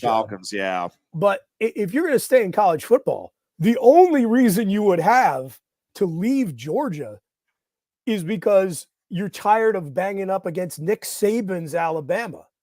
Without Nick Saban at Alabama, is that program really that far distinguishable from like Florida or Tennessee or any of the other also-rans in the SEC, in your opinion? Like, to me, it's just another rich program with crazy boosters and lots of money and lavish facilities. But if you want to find that, you can swing a cat down south and hit them anywhere. LSU, they're all over the place in that conference. The distinguishing factor for Alabama was always that they had Nick Saban's brain. And now that part is taken out of it, you basically you're splitting hairs when you're distinguishing between the resources of an Alabama versus any of the other conference powers in the SEC. The only difference is you have the enormous shadow of Nick Saban and his legacy looming over you. So now if you're Kirby Smart, if you don't want to go coach the Atlanta Falcons, if you want to stay in college, you're in the catbird seat. You're in the premier spot in college football. Why would you ever leave it? Yeah, I mean, and honestly, I think much the same thing, Booch. I mean, maybe not necessarily the catbird seat, but like Steve Sarkisian has everything you want at Texas right now. Like, I don't see the advantage really for some of and even Booch, Lane Kiffin right now with what he has going at Ole Miss, and with what now we'll see. I mean, I think they might be over-relying on that transfer portal for next year. But I mean, I'm not sure that the pressure of being the guy, and we always talk about you don't want to be the guy that replaces the guy. But I mean, like if you're Lane Kiffin, does the Alabama, there's going to be more money there. I mean, I get it, but there's also, you're going to ratchet up the pressure pretty significantly there. And again, even if you win 2 national titles in a decade, it's like, well, that's pretty good, but you're no Nick Saban. Like, what's the advantage? If you get into the playoffs at Ole Miss, right, they're having parades for you. Yeah, this is the thing. And to the point about Lane, I think Lane thought he has a team coming back next year that was going to be good enough to beat Alabama with Nick Saban. I'm sure he thinks they're going to be good enough to beat Alabama now. Don't underestimate the value of stability in college football. He's been executing a plan down there since he got there. And, Penn State fans saw firsthand it's working. I think when I look at the SEC right now, I don't see any reason for any of the established coaches there. And we can include Steve Sarkisian in that group now, to have an obvious point A to point B path where they say, oh yeah, I should leave where I'm at to go take the Alabama job. Well, the other thing, and I'm giving a little preview of a show you're going to hear tomorrow on our air, because we recorded earlier today with Jim Galani for the Keystone Sports Network. But I've really been thinking about it since we had the discussion. So, but my belief is, Booch, that Alabama at least thinks it needs to go get somebody that has established themselves, and I think in a Power 5 program. They want somebody that is already a head coach and has had success at a big time, quote unquote, program. I'm sure. That being said, there are examples, and there's jury out on a few of them right now, but there are not a ton of guys that have made the jump from one big program to another and had wild success. And there are a lot more guys, witness Jimbo Fisher. Again, Lincoln Riley's very early on at USC. I'm not ready to sit here and tell you that didn't work out. We need to see how it plays out. But Brian Kelly at LSU, I mean, I don't know that, and again, it's fairly early on there too. But like, there's not an example that I can think of. And I threw in Scott Frost this morning. It's like, even where it looks like a surefire grand slam home run, for whatever reason, and there's a bunch of reasons that can come into play, but if you have something working at whatever program you're at, and that's why I don't think James Franklin, I know Franklin was mentioned at Alabama, I don't think there's any chance of that, but people are saying, well, what if Sarkisian goes, Texas comes calling, or one of the other SEC schools comes calling, and I'm like, I never say never, I guess, but if you're James Franklin, I mean, you have everything rolling here to a large degree. I get it. You're not winning the big games, but I mean, you have Penn State in a really good, stable place.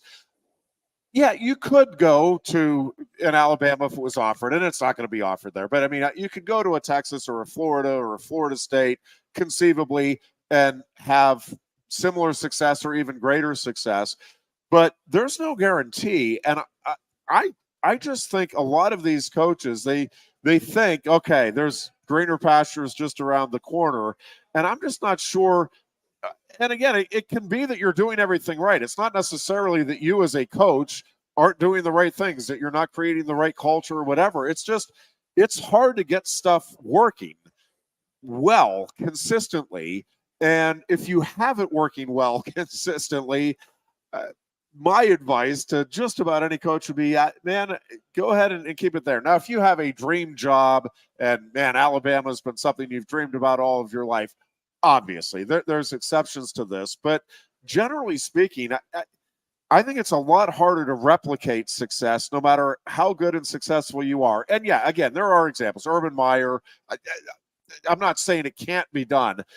I'm saying the track record is that it's difficult. It's not just, oh, he's a good coach, therefore it's going to be national championships Alabama's way if that guy goes there.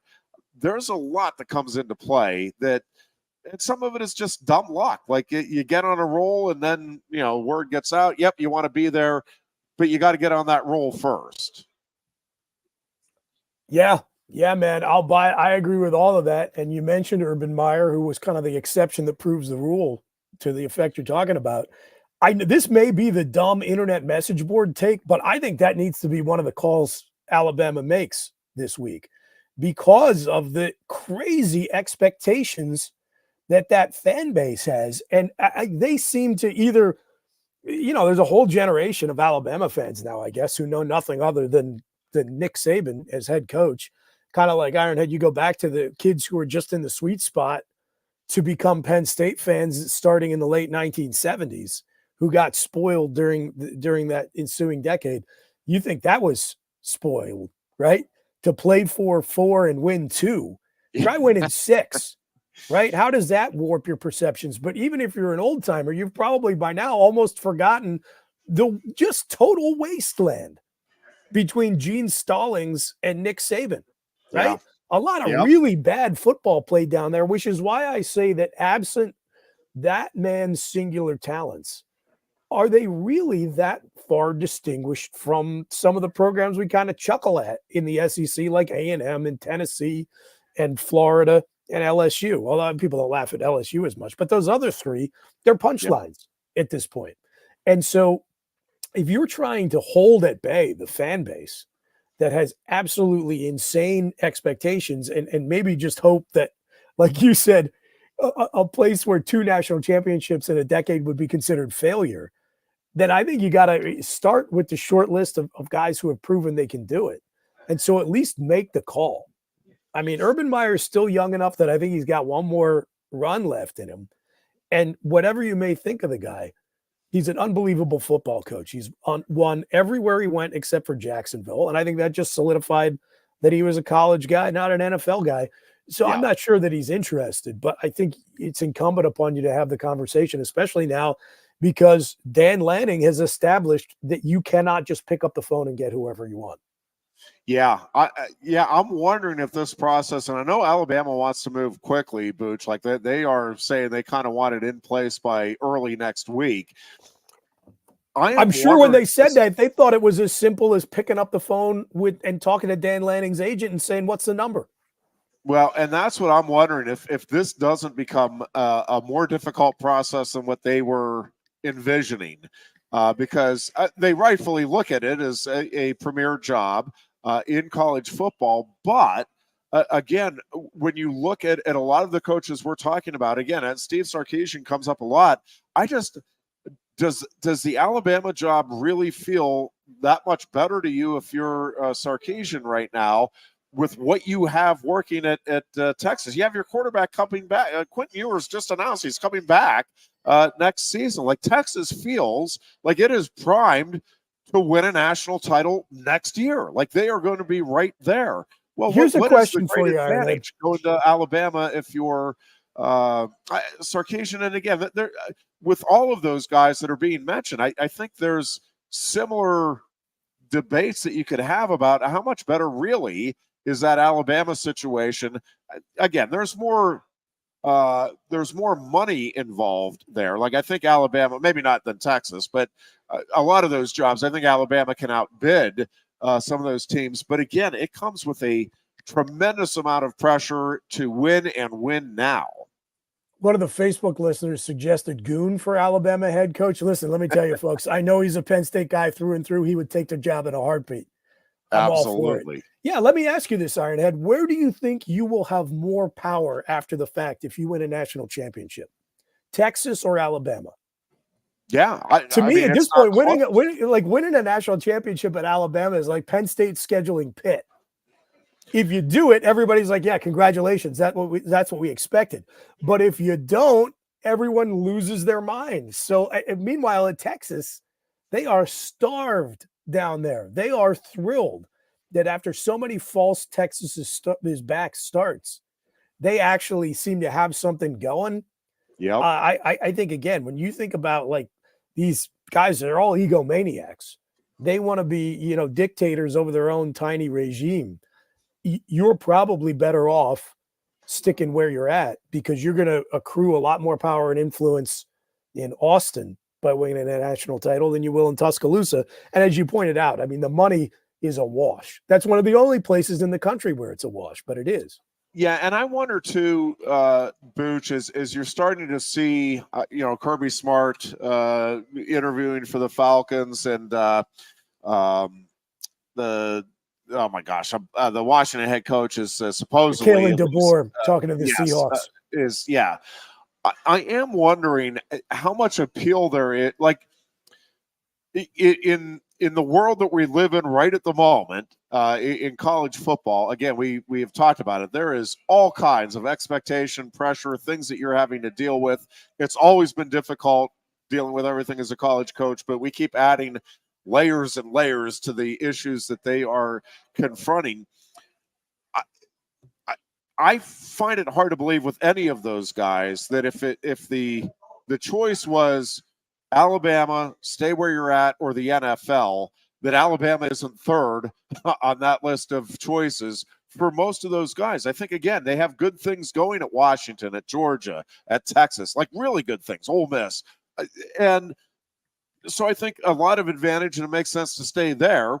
But if you're going to move, why would you not make the move to the NFL, which is, if you're given that opportunity, which is the pinnacle of the sport? I mean, that is the highest level of football, and you don't have to worry about the transfer portal. I mean, there's headaches there in the NFL. I get it. But it is a clear-cut job for the players that you have. Yeah. You are not having to deal with any of the collegiate nonsense, the NCAA. All of the rules are at least set up to be the same. And, there's actual, honest to God, evenly handed out punishment for those that are caught violating the rules in the NFL, not where you get a hand slap over there by the NCAA and in prison over there for this one. The NFL has got to be very, very appealing. And again, for the guys we're talking about and that are being thrown out there, maybe one of them does take the Alabama job, but my thinking, looking at it right now, is if you're going to stay in college, stay where you're at. You have good things happening. And if you are going to make a move, boy, the NFL to me would seem a lot more attractive because a lot less headache. And again, if you don't succeed, right, it's a 4 or 5 year run. And if you don't succeed and they get rid of you early, that you're getting that money and you're returning to the college ranks. We've seen many, many guys, Nick Saban, probably most notably now, return to the college ranks. It's like that doesn't taint your college opportunities down the road either. So you've probably burnished your resume by being able to put the NFL on it. Yeah. Yeah. Look, the NFL has two things that ought to be very attractive to college coaches right now: GMs and an off season. Right. So you don't have to worry about roster management. And when the year is over, you actually get to take a little time off. It doesn't become the most stressful part of your year because that's when you have to go out and recruit and re-recruit every single player who's involved with your program.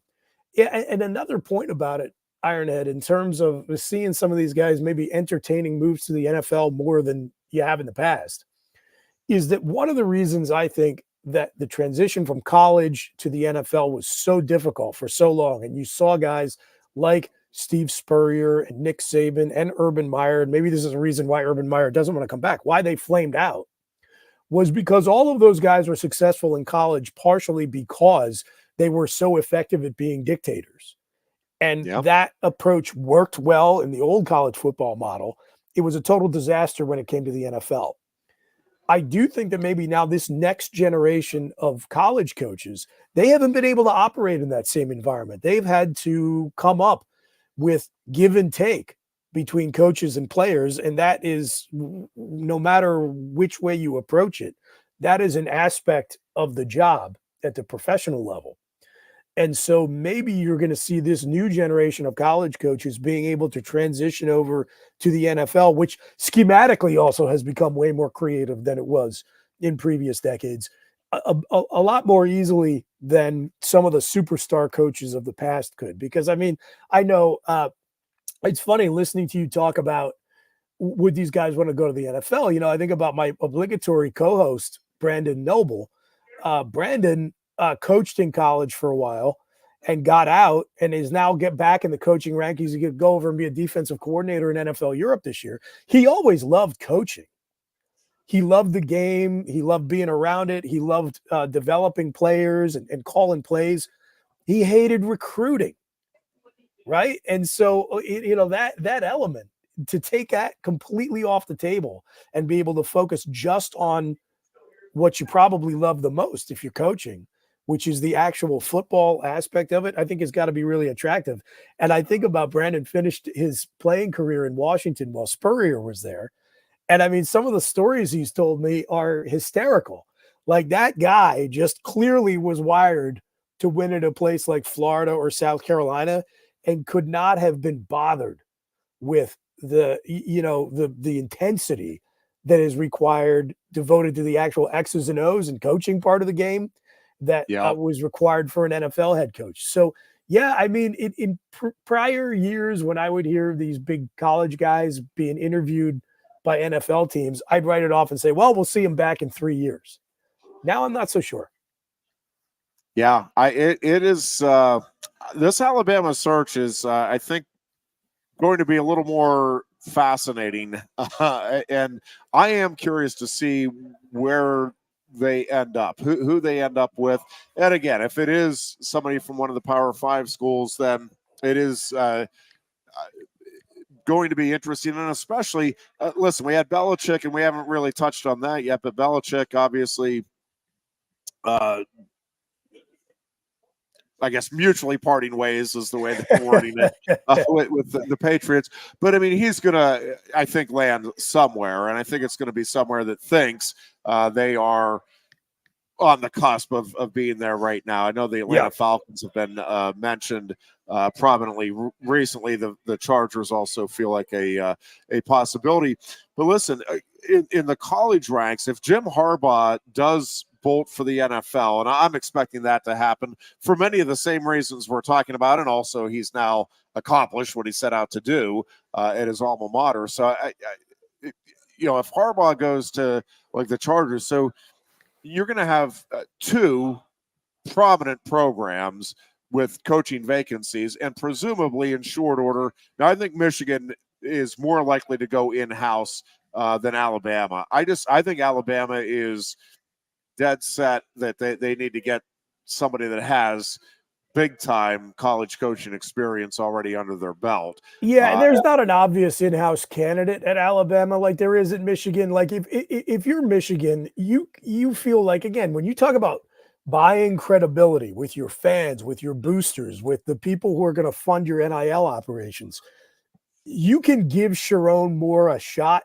credibly, right? Yeah. Like, I think everybody would at least say, like, well, okay, I feel good about giving this a try. And if it doesn't work out in a few years, so be it.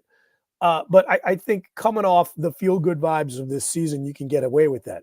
On the other hand, if you're Alabama, I just don't see anybody on the current staff that you can elevate and get that, I mean, even close to that same effect. Everyone down there is expecting, I think, pretty much what it seems like the administration was expecting, which is we're going to pick up the phone on the guy we want, and it'll be a matter of negotiating the price tag.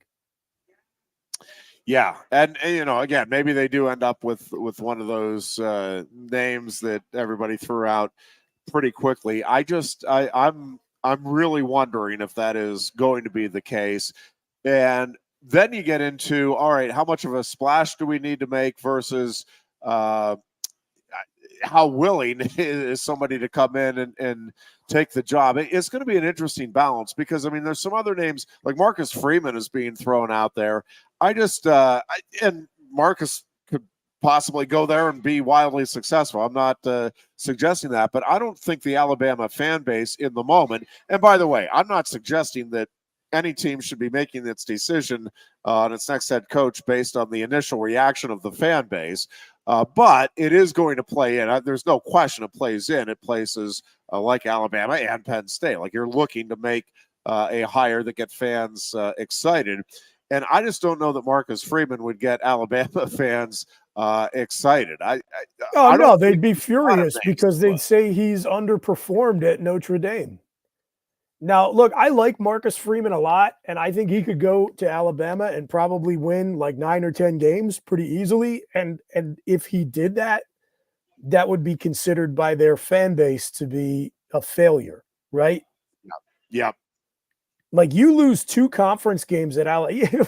We talk about James Franklin. He's been losing 2 conference games like reliably for years. And, we grumble a little bit. This is why I always laugh when James seems to be like put out that he's facing like what he perceives to be scrutiny or getting a hard time from our fan base. Another reason why he ought to think long and hard about leaving Happy Valley is if honestly, if the Penn State fan base, which is like one of the easiest in big time college football, if they get under your skin, like good luck going south of the Mason-Dixon line, buddy. Like they're merciless down there. So like I think you lose 2 conference games at Alabama, and it's going to be DEFCON 1. Or is it DEFCON 4? I don't know. Whichever one's bad. I always get confused. Well, and I think the resources. So I think people I think you get locked in on, okay, yeah, but there's pressure to win. But man, look at all of the resources they have. I know I'm going to be successful there, but I think you're right. It is. There are a lot of things again that I think have to come together for success to occur. You don't think Texas A&M doesn't have all that same stuff? They've got personal jacuzzis at their lockers and all that. Not that Tennessee's got that. Florida's got it. I'm sure they do. Right. Well, and not only that. So I think that the thinking would be, well, yeah, but look at the recruiting. I mean, Alabama gets all of the top guys. Well, Nick Saban was getting all of those top guys to come into Alabama. You go down there. Listen, you're going to get some top recruits. No matter who it is Alabama. You or I could go down there and it's like, hey, I'm the head coach at Alabama. I'm going to get in the door. I'm going to get some kids. But Nick Saban's not there now, no matter who the new guy is, right? Kirby Smart at Georgia, Brian Kelly at Ellis. Hey, come. We are going to start building what Alabama had. You can come be part of our program at LSU or at Georgia, or this is going to be, Tennessee is going to try to seize the moment. All of those SEC schools that have been, relatively dormant during this era are going to try to jump on this opportunity to surge. And that recruiting that you think is just there at Alabama, again, they're going to be up there in recruiting, but Alabama under Saban was like top 3 just about every year. It was Do you remember crazy. when Nick Saban first went to Alabama and it was so obvious that coach plus that brand was going to equal instant success on the recruiting trail? Like it was just instantaneous. Alabama added Nick Saban and boom, all over the country, the best talent in high school football was signing up to go play for the Crimson Tide. I don't think there is any coach. Again, maybe Urban Meyer. I don't think there's any, and even he's been out of the game for a while now. I don't know there's any coach that you can say right now goes in there and has anywhere close to that effect. And going back to the point about Kirby Smart and Georgia, if Kirby stays at Georgia and stays in college football, I think that winning combination is right there. That's 2 out of the last 3 national championships. They've lost 1 game by 3 points in the last 3 years. Yeah. I'm with you. And I think, and they are rolling right now. Like the recruiting classes are continuing to be at the very top. And again, once you get it rolling, with you as the head coach at whatever program you're at, right? It is easier to sustain. Now, it's still to dominate the way Nick Saban did for the length of time he did is really hard. And I do think this is going to be, regardless of how this plays out, whoever Alabama gets, watching what Alabama does over the next, let's say, 5 years, and what the rest of the SEC, like does Brian Kelly and LSU, are they able to surge in and start getting, a title or 2 here? I'm talking about SEC title. But I hope not. In there, me too. Neither. I hope of all of the schools, yes, that that could jump in here. But it is going to be just interesting to see how that all plays out. And listen, it's the same thing in the Big Ten. If, in fact, Jim Harbaugh does bolt for the NFL, as I think he will, does Michigan just keep rolling to the degree they are now, or do they take a step back? I think Ohio State right now is I know that they got a couple of big transfer portal pickups too, but it feels like they're kind of teetering, and I'm not teetering on falling apart, not teetering on collapsing, but teetering on whether or not they're going to stay, to use the James Franklin terminology, elite, one of the top 4 or 5 programs in the country. I don't think they're in any danger of not being one of the top 10 or 12 programs in the country, but it feels like it's debatable right now as you look at the next couple of years whether Ohio State and if Harbaugh leaves Ohio State or Michigan, with Oregon and with Washington coming in, with Penn State, I think, still knocking on the door, with USC trying to figure out the defensive side of things under Lincoln Riley. Like, it is not going to be easy for any of those top-tier programs to maintain the status, and Alabama certainly included in that with whoever it is that succeeds Nick Saban. I think all of that is accurate, and it goes back to the point I made earlier, I think, about the changing nature of college football maybe having a little bit of a leveling effect. And again, to your point, when I talk about a leveling effect, that means that there might be 6 teams that could credibly win a national championship in a given year instead of 1 or 2. But that's a big shift from what we've known through most of the 14 playoff era, right? What was the knock after the initial announcement of going to 12 teams? And I don't want to relitigate the question of how many teams should there be, but people pointed out, look, we've got 4 right now, and most seasons you're lucky if you have 2 that look like they were legitimate contenders until this year, when all of a sudden things started to open up. And that, to me, is more than just coincidentally lining up with, now we've had this system of NIL plus transfer portal for a few years. So the effect is starting to manifest itself. And I don't know, Ironhead, I didn't get a chance to listen to you guys on Tuesday. I don't know if you think it's just a one-off or not, but one of the things that I took from the national championship matchup was that these former Pac-12 teams are going to have some catching up to do when it comes to the physicality of the Big Ten Conference. Yeah, I think that is true. I think on the defensive side in particular, I think getting that figured out and being able to step up and stop the run when you need to is going to be a significant challenge. Now,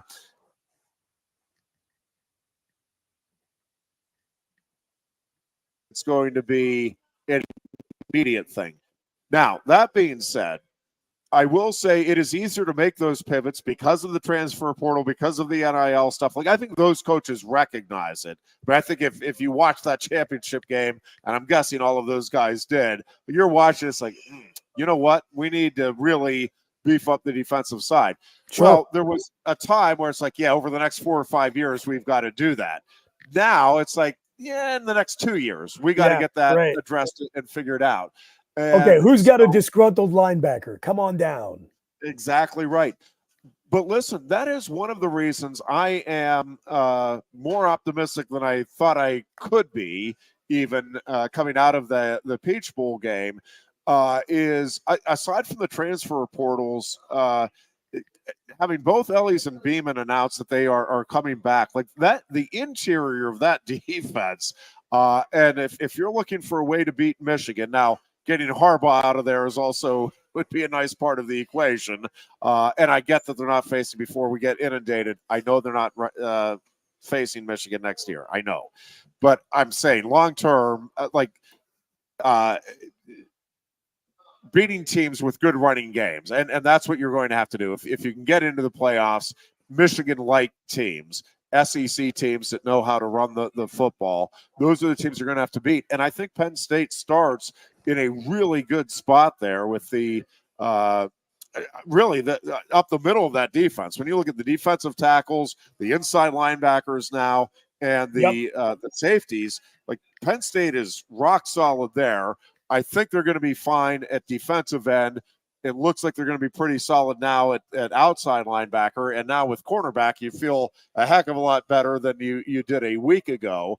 And so, yeah, I do think it's going to be an adjustment for those Pac-12 schools or former Pac-12 schools coming in to make the adjustment.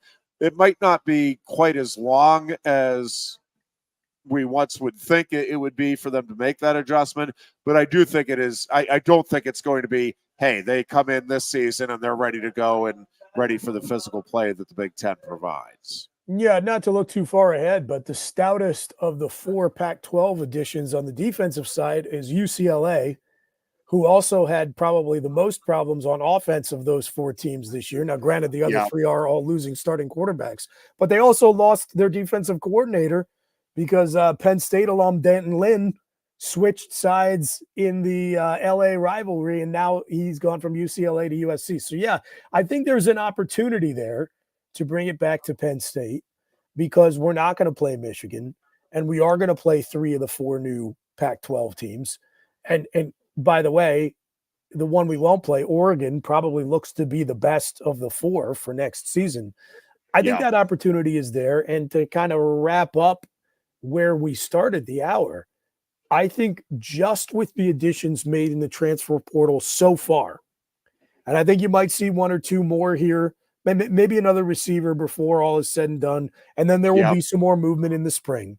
And maybe we'll still see, to your point about the interior defensive line, Keziah Izzard announced that he's going to take 1 more year back in Happy Valley, which would be great.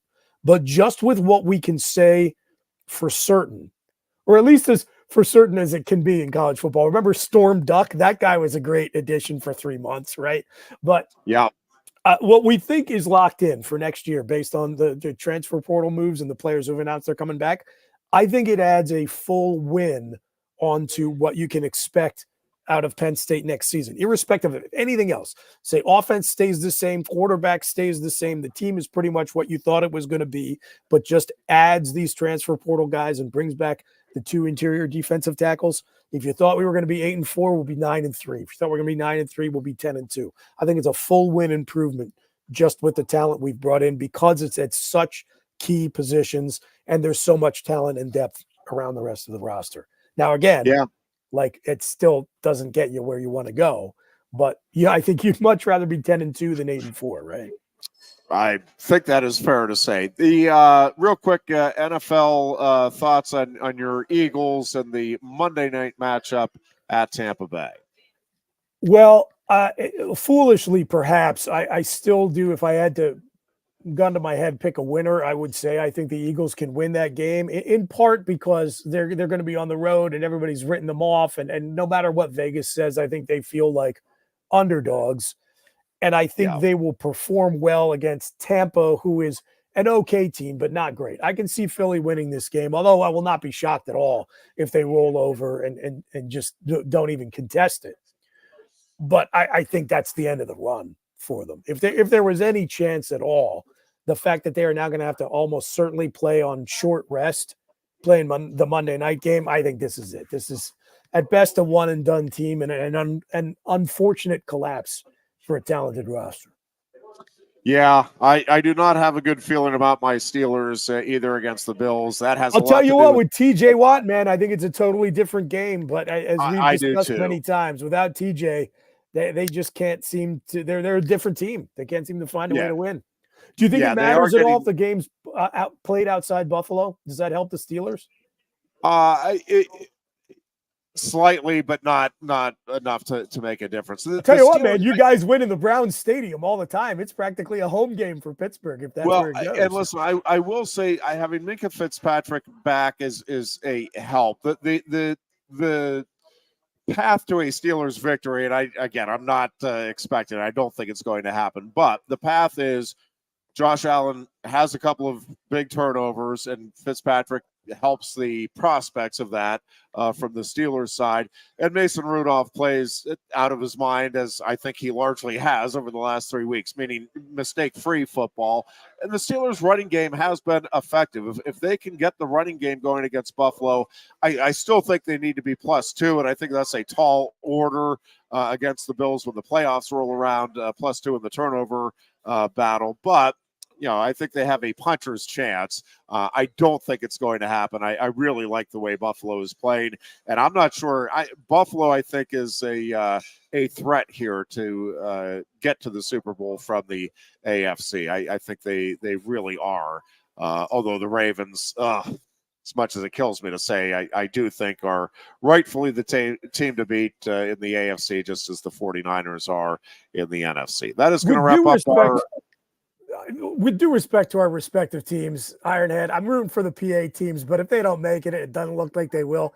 Let's get some new blood in there. I'm just rooting for one of these woebegone fan bases to get their moment in the sun.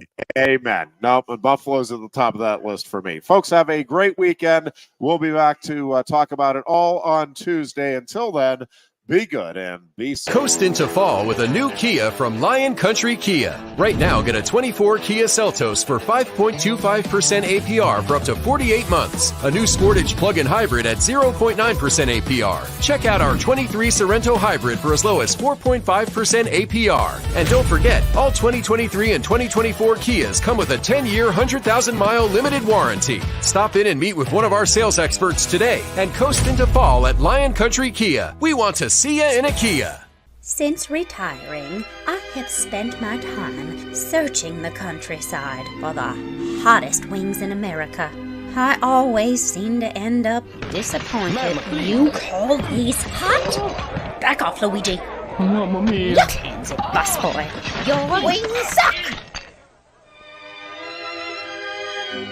I knew I should have stuck with Quaker Steak's triple atomic wings. You think I'm tough enough?